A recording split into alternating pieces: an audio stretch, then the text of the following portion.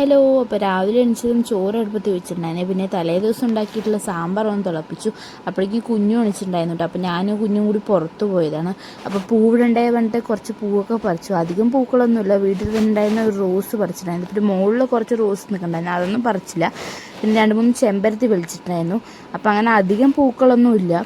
പിന്നെ മുറ്റമൊക്കെ ഒന്ന് നന്നായി അടിച്ചിട്ട്, നമ്മൾ ചാണകമൊന്നും അങ്ങനെ ഉപയോഗിക്കാറില്ല മുറ്റത്ത്. അപ്പോൾ ഇത്തിരി ചെറുതായിട്ട് വെള്ളം തെളിച്ചിട്ടൊന്ന് റൗണ്ടാക്കിയിട്ട് ഒന്ന് പൂടാന്ന് വെച്ചിട്ടാണ്. അപ്പോൾ കുഞ്ഞു എൻ്റെ അടുത്ത് തന്നെ ഇരിക്കുകയാണ് വെള്ളം തിളയ്ക്കുന്നത് നോക്കിയിട്ട്.